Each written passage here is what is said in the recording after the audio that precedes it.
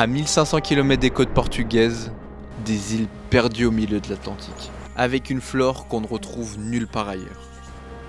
Les Açores. 9 îles volcaniques, toutes avec leurs spécificités, leur biodiversité et leur climat. Ici, tout va au rythme de l'océan. La météo change en quelques heures, les tempêtes arrivent sans prévenir et l'humidité avoisine les 99%. Découvertes au XVe siècle par le navigateur portugais Diogo de Selviche, ces îles deviennent rapidement un point stratégique, une escale essentielle pour les traversées transatlantiques. Aujourd'hui, plus de 250 000 habitants vivent sur ces îles, mais malgré tout, la nature est partout. Des montagnes qui plongent dans l'océan, des lacs au cœur des cratères, des falaises abruptes, des cascades cachées et des plages sauvages. Et un peu partout, des fumerolles qui s'échappent du sol, rappelant l'origine des îles encore bien présentes aujourd'hui. Autour, à perte de vue, l'océan. Un sanctuaire pour de nombreuses espèces de cétacés, baleines, dauphins et orques font partie du décor. Mais parmi toutes ces îles, il y en a une qui nous attire plus particulièrement, São Miguel, surnommée l'Hawaï d'Europe. Une végétation dense, verte et sauvage. Et c'est ici que notre voyage commence.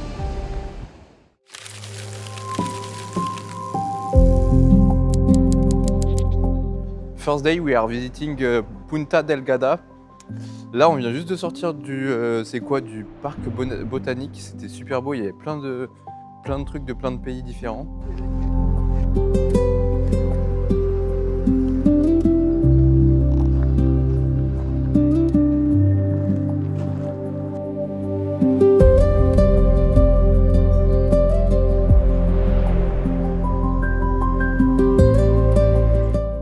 Des premières choses qu'on voit en arrivant ici, c'est que les gens sont hyper croyants.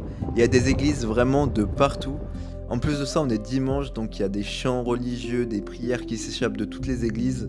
Et elles ont un style architectural vraiment unique avec leurs façades blanches et leurs pierres volcaniques noires, ce qui les rend magnifiques. That's so crazy. Look, it's so tall. Après notre visite de Punta Delgada, on est allé dans une plantation d'ananas. Alors en fait, pour la petite info, l'ananas ne pousse pas ici de base, comme l'hortensia. En fait, c'est des plantes qui ont été amenées ici pour décorer l'île. Et au début, quand l'ananas est arrivé sur l'île, il poussait pas. Les agriculteurs avaient beau le planter, le replanter, rien ne poussait. C'est que lorsqu'ils l'ont mis sous serre qu'ils commençaient à avoir leurs premiers fruits. Et même comme ça, c'est hyper galère d'en avoir. C'est que au bout d'un long processus de 2 ans de bouturage, de fumage, taillage, on commence à avoir des fruits. Et à noter qu'ils sont beaucoup plus petits que ceux qu'on peut retrouver dans des îles tropicales et avec une couleur plus orangée. Jour 2, alors aujourd'hui on va aller au Lagoa Azuel, on va se faire une petite rando. C'est super sympa, il y a plein de lacs, en fait c'est super sympa, je connais pas, hein, j'ai juste vu en vidéo. Mais il y a plein de lacs qui sont les uns à côté des autres, il y a une petite rando, une petite boucle qui passe autour. Et on va se régaler après, on va aller bouffer du fruit de mer. On vient de laisser le premier Airbnb, allez c'est parti.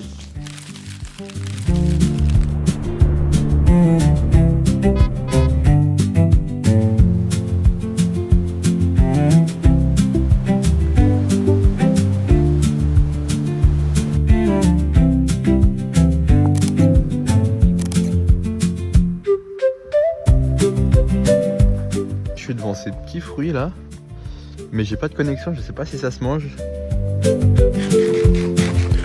Ah, c'est pas mauvais.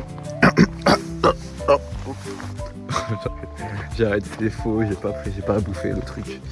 J'ai pas bouffé le truc. Je suis pas fou quand même. Oh oui, il y a du vent là. Tadam, le Machu Picchu.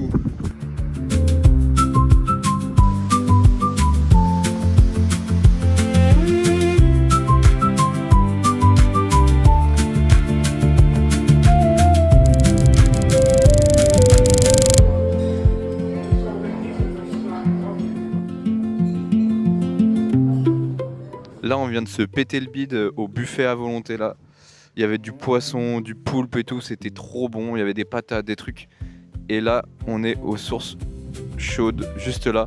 C'est trop stylé. Pause. À partir de ce moment-là, j'ai pas trop pu filmer parce qu'il commençait à avoir pas mal de monde.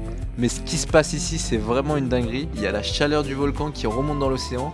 Et ce qui crée une petite zone où l'eau est hyper chaude. Et quand on s'éloignait un peu, ça redevenait l'eau froide qu'on connaît de l'océan, quoi.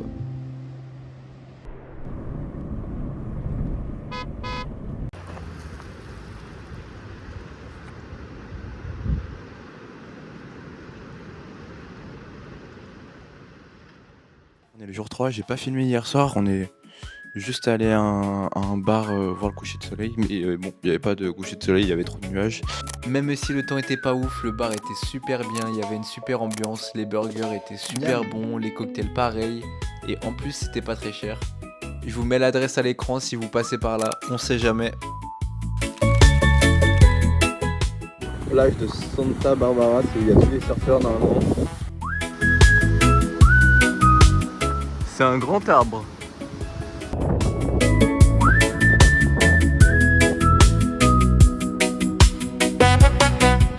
Là on est sur un point de vue et c'est trop drôle, en fait il y a des barbecues avec des tables comme ça et en fait il y en a partout sur l'île. Il y a des aires comme ça avec des barbecues, je sais pas ce qu'ils font avec la barbecue.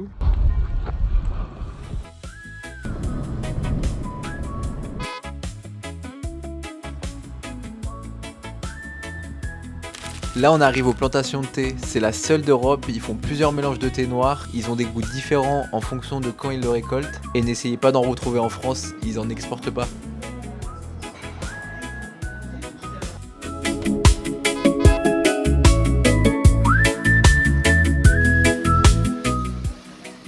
On est au terme, c'est trop stylé, on est un peu dans la jungle, et là il y a les bassins, et là-haut il y a une fontaine, enfin une fontaine, comme ça une cascade. J'ai trop hâte d'aller me baigner.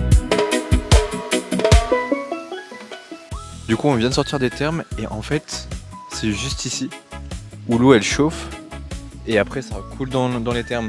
C'est trop impressionnant, en fait c'est le volcan qui fait chauffer l'eau et en fait il y a une petite odeur de soufre et c'est ce qui fait la couleur orange. Alors là on voit pas trop mais ici là on voit bien. Alors en fait pour être un peu plus précis, c'est pas le soufre qui fait cette couleur orangée, mais le fer. Avec la circulation hydrothermale, l'eau va descendre puis remonter chargée en fer et au contact de l'air, le fer va s'oxyder et c'est ça qui donne cette couleur particulière.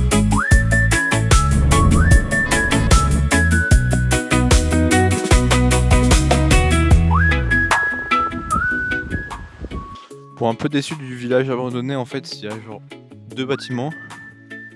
Il y a ça et un autre qui est derrière moi. Alors en fait c'est pas du tout un village abandonné, c'est une ancienne exploitation d'eau. L'eau était mise en bouteille ici et était réputée pour avoir des bienfaits pour le corps. Mais en 99 elle a été abandonnée après une grosse inondation. Le décor trop stylé, regardez. On est dans les montagnes, pas au milieu de la nature, c'est trop bien.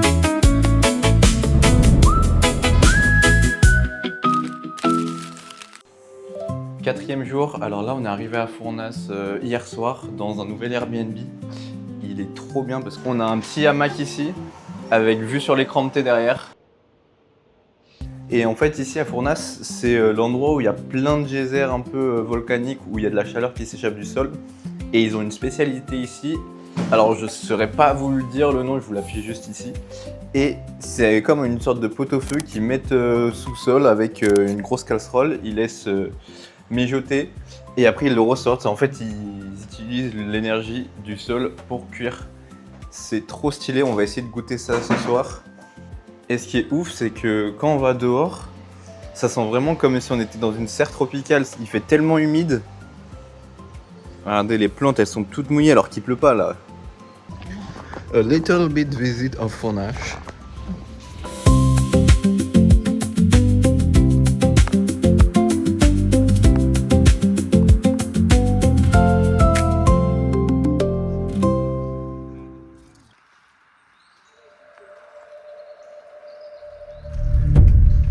On est dans la jungle, à la recherche du marsupilami. Oh putain, j'entends du bruit. Alors j'ai eu une petite idée. Je vais l'appâter avec des graines. Hop, j'ai ces petites graines là. Je vais l'appâter avec ça.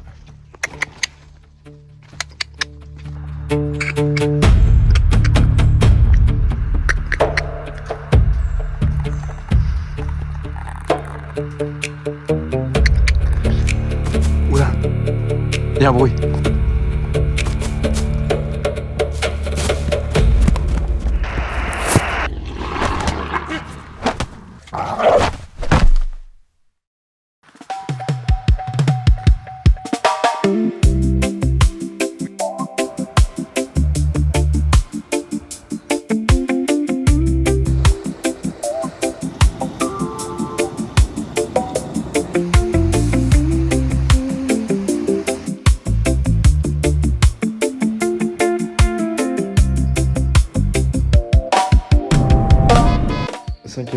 6h du mat et on va aller voir le lago de Fogo. On devait y aller au 3e jour, mais comme il y avait de la brume et tout, on s'est dit que ça valait pas le coup d'y aller. Je sais que hier il y avait de la brume, avant-hier il y avait de la brume, avant-hier il y avait de la brume, il y a tout le temps de la brume là-bas. Et bon, on parie sur aujourd'hui, j'espère qu'il n'y aura pas de nuages, mais ça m'étonnerait. Ce qu'il faut savoir, c'est que là-bas, c'est payant d'y aller de 8h du matin à 19h. Aussi, c'est pour ça qu'on fait ça. Et surtout, il y a beaucoup de monde. Luc, je suis ton père.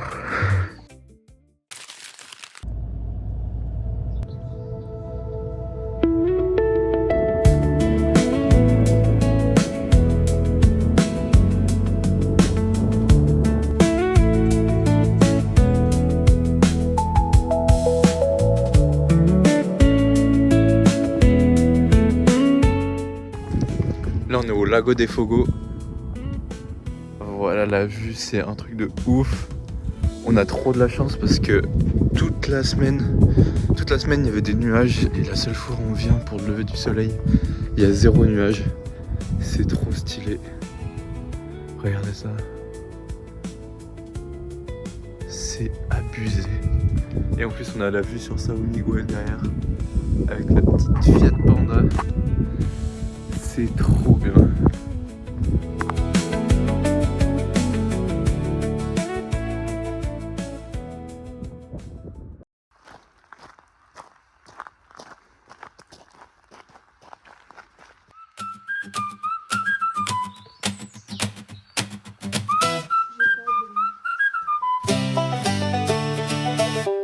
On est en plein milieu de la forêt, c'était trop stylé. Et quoi de mieux qu'une pause céréales?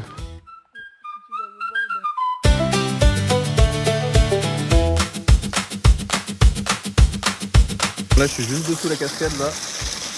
Je vais voir si ça fait mal de se la prendre dans la gueule.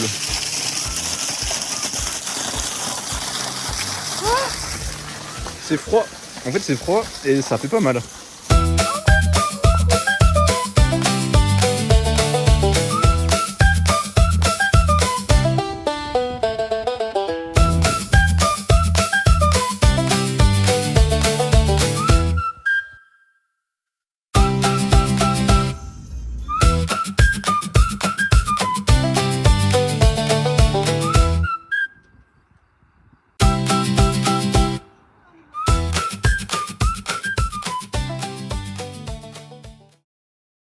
Aujourd'hui c'est le dernier jour qu'on a sur l'île, après on rentre demain, c'est 6h du mat.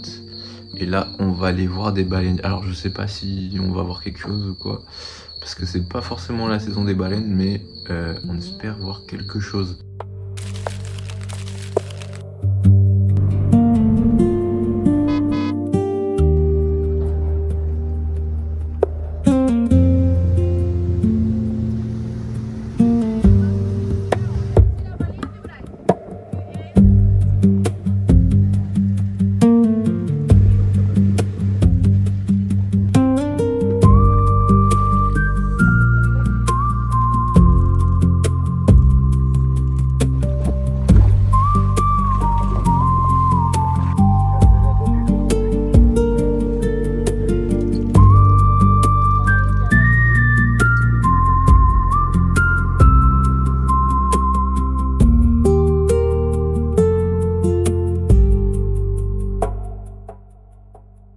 Là-bas, à São Miguel, il y a une légende qui dit que quand on passe 3 fois sous les arches de Porta da Cidade, on y reste pour toujours.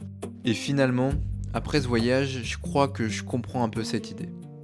Parce que depuis que j'ai quitté l'île, j'ai parfois l'impression qu'elle ne m'a jamais vraiment laissé repartir. Merci d'être resté jusqu'ici, toutes les infos du voyage sont en description et si vous n'avez pas vu ma dernière vidéo sur le Vercors en plein hiver, allez la voir, c'était vraiment une expérience de dingue.